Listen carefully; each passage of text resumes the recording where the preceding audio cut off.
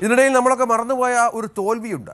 ഈ വിജയത്തിനിടയിൽ കോൺഗ്രസിൻ്റെ തർക്കവും ബഹളവും ഒക്കെ ആയപ്പോൾ ജനങ്ങൾ പതിയെ മറന്ന, പക്ഷേ ഈ ഒരു തർക്കമില്ലായിരുന്നെങ്കിൽ കാര്യമായി ചർച്ച കേരളത്തിൽ ഉണ്ടാകേണ്ട ഒരു വൻ തോൽവി സംഭവിച്ചത് CPM-നാണ്, പിണറായി വിജയനാണ്, സംശയമില്ല. ഇതുമായി ബന്ധപ്പെട്ട് കഴിഞ്ഞ 2 ദിവസങ്ങളായി CPM സംസ്ഥാന സമിതി ചേരുന്നുണ്ട്. സംസ്ഥാന സമിതിയിൽ നേതൃത്വത്തിന് അതിരൂക്ഷ വിമർശനം എന്നുള്ള പ്രധാനപ്പെട്ട വിവരം കൂടി ഇപ്പോൾ പുറത്തു വരുന്നുണ്ട്. സംഘടനാ തലത്തിൽ CPM-ന് ഗുരുതരമായ വീഴ്ച പറ്റി ന്യൂനപക്ഷങ്ങളിൽ നിന്ന് അകന്നത് തിരിച്ചറിയാൻ പാർട്ടിക്ക് കഴിഞ്ഞില്ല. വെള്ളാപ്പള്ളിയോടുള്ള പിണറായിയുടെ സമീപനത്തിലും വിമർശനമുണ്ടായി. കണ്ണൂരിലെ പാർട്ടിയിലെ കലാപം ഗൗരവത്തോടെ കാണണമെന്നും പയ്യന്നൂരിലും തളിപ്പറമ്പിലും വലിയ വീഴ്ച സംഭവിച്ചുവെന്നും സംസ്ഥാന സമിതി വിലയിരുത്തി. പാർട്ടി തിരുത്തണം, PK ശ്യാമളയുടെ സ്ഥാനാർത്ഥമടക്കം പാടില്ലായിരുന്നു എന്നും TI മഹസൂദിനെതിരായ ആക്ഷേപം ഗുരുതരമെന്നും സംസ്ഥാന സമിതിയിൽ വിമർശനമുണ്ടായി. അത്തരത്തിലൊരു വിലയിരുത്തലുണ്ടായി, തിരിച്ചറിവുണ്ടായി എന്നുള്ളതാണ് ഏറ്റവും പ്രധാനപ്പെട്ട കാര്യം. ഒപ്പം CPI-ക്കെതിരെയും വിമർശനമുണ്ടായി എന്ന വിവരം പുറത്തു വരുന്നുണ്ട്. VV അരുൺ ഇതുമായി ബന്ധപ്പെട്ട ഏറ്റവും പുതിയ വിവരങ്ങൾ പങ്കുവെക്കും. അരുൺ, വൈകിയുള്ള തിരിച്ചറിവാണ്. പ്രശ്നങ്ങളുടെ തുടക്കം മുതൽ തന്നെ ഇത് പരിഹരിക്കാൻ ശ്രമിക്കാതിരുന്ന സംഘടനയോടുള്ള വലിയ തോതിലുള്ള വീഴ്ച അത് സംസ്ഥാന സമിതിയിൽ പല അംഗങ്ങളും ചൂണ്ടിക്കാട്ടുകയാണ്.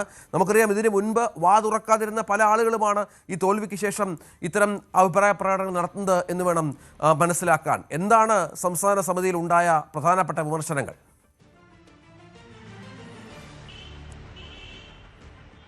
രഞ്ജിത്ത്, സമീപകാലത്തും CPM-ന്റെ ഒരു നേതൃയോഗത്തിൽ, സംസ്ഥാന നേതൃയോഗത്തിൽ ഉയർന്നു വരാത്ത തരത്തിലുള്ള വിമർശനം ഇന്നലെ സംസ്ഥാന സമിതിയിലുണ്ടായി. കഴിഞ്ഞ ആഴ്ച ചേർന്ന സെക്രട്ടേറിയറ്റിലും അത്തരത്തിലുള്ള വിമർശനമാണ് ഉയർന്നു വന്നത്. സംസ്ഥാനത്ത് ഭരണവിരുദ്ധ വികാരം ഉണ്ടായിട്ടില്ല, ഭരണവിരുദ്ധ വികാരമല്ല തെരഞ്ഞെടുപ്പ് തോൽവി കാരണമെന്ന റിപ്പോർട്ടാണ് സംസ്ഥാന സെക്രട്ടേറിയറ്റ് തയ്യാറാക്കി സംസ്ഥാന സമിതിയിൽ കൊണ്ടുവന്നത്. അതേസമയം തന്നെ പാർട്ടിക്കാണ് വീഴ്ച പറ്റിയതെന്ന് തുറന്നു സമ്മതിക്കാൻ, അതായത് അവിടെ മുഖ്യമന്ത്രി പിണറായി വിജയനെ സേഫാക്കാനുള്ള ശ്രമം കൂടിയുണ്ടെന്ന് വേണമെങ്കിൽ നമുക്ക് വിലയിരുത്താം. പാർട്ടിക്ക് ആണ് വീഴ്ചയുണ്ടായത്, എല്ലാം നേതൃത്വത്തിന്റെ വീഴ്ചയെന്ന ഒരു കുറ്റസമ്മതമാണ് സംസ്ഥാന സെക്രട്ടേറിയറ്റ് തയ്യാറാക്കി സംസ്ഥാന സമിതിയിൽ വെച്ച റിപ്പോർട്ടിൽ ഉള്ളത്.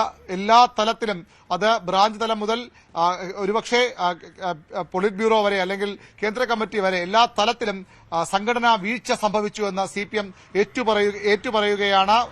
ജനങ്ങൾക്ക് മനസ്സിലാകും വിധം പാർട്ടി നയം വിശദീകരിക്കാനായില്ല. പാർട്ടി പലപ്പോഴും കാര്യങ്ങൾ ജനങ്ങളോട് പറഞ്ഞുവെങ്കിലും അത് ജനങ്ങൾക്ക് ഉൾക്കൊള്ളാൻ കഴിയുന്ന തരത്തിലായിരുന്നില്ല പാർട്ടി കാര്യങ്ങൾ വിശദീകരിച്ചത്. നയപരമായ പ്രശ്നങ്ങളിൽ നേതൃത്വം വ്യക്തത വരുത്തിയില്ല എന്ന് CPM ഏറ്റുപറയുന്നു.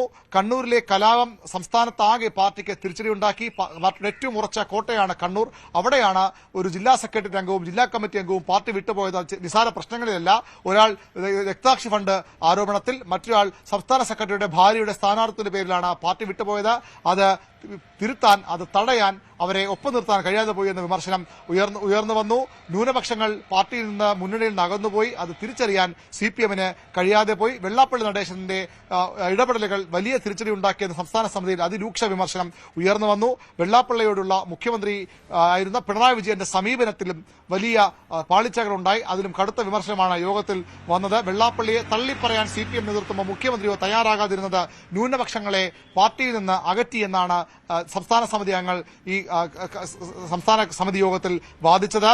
അണികൾ മാത്രമല്ല കണ്ണൂരിൽ അകന്നത്, കണ്ണൂരിലെ പാർട്ടിയിലെ കലാപം സമാനതകളില്ലാത്തതാണ്. അവിടെ അണികൾ മാത്രമല്ല പാർട്ടിയിൽ നിന്ന് അകന്നുപോയത്, അംഗങ്ങൾ പോലും, പാർട്ടി അംഗങ്ങൾ പോലും അകന്നുപോയി എന്ന വിമർശനം സംസ്ഥാന സമിതി യോഗത്തിൽ ഉയർന്നു വന്നു. പയ്യന്നൂരിലും തളിപ്പറമ്പിലും ഉണ്ടായത് വൻ വീഴ്ചയാണ്. PK ശ്യാമളയുടെ ജില്ലാ കമ്മിറ്റി അംഗം, സംസ്ഥാന സെക്രട്ടറി MV ഗോവിന്ദിന്റെ ഭാര്യ കൂടിയ PK ശ്യാമളയുടെ സ്ഥാനാർത്ഥം ഒരിക്കലും സംഭവിക്കാൻ പാടില്ലാത്തതായിരുന്നു. അത് ഒഴിവാക്കേണ്ട ഒരു കാര്യമായിരുന്നു. വിമർശനം വന്നപ്പോഴെങ്കിലും അവരെ ഒഴിവാക്കണമായിരുന്നു. അതുണ്ടായില്ല. TI മധുസൂദനെതിരെ ആരോപണം അതീവ ഗുരുതരമായിരുന്നു. ആക്ഷേപം ഗൗരവത്തോടെ കണ്ടില്ല. അവിടെ അത് തിരുത്തി മുന്നോട്ട് പോകേണ്ട ഒന്നായിരുന്നു. പാർട്ടിയിൽ വേണ്ടത് അടിമുടി തിരുത്താണ്. അടിമുടി തിരുത്ത് പറയുമ്പോൾ അടിമുടി അഴിച്ചുപണിയിലേക്ക് പോലും CPM പോകുമോ എന്നാണ് ഇനി അറിയേണ്ടത്. ഈ തിരുത്തലുകൾ ചർച്ച ചെയ്യാൻ, തെറ്റിതിരുത്തി മുന്നോട്ട് പോകാൻ പാർട്ടി പ്ലീനം വിളിക്കണം. പൊളിറ്റ് ബ്യൂറോ യോഗത്തിൽ ഉയർന്ന ആവശ്യം ഒരു പ്ലീനം ചെയ്യണം എന്നുള്ളതായിരുന്നു. എക്കാലത്തും വലിയ പ്രതിസന്ധികളിൽ കടന്നു പോകുമ്പോൾ CPM ഈ സമ്മേളനങ്ങൾക്കിടയിലുള്ള കാലത്താണെങ്കിൽ പാർട്ടി പ്ലീനം ചേരാറുണ്ട്. അത്തരത്തിലൊരു പ്ലീനം വേണമെന്ന ആവശ്യം ഇന്നലത്തെ സംസ്ഥാന സമിതി യോഗത്തിൽ ഉയർന്നു വന്നു.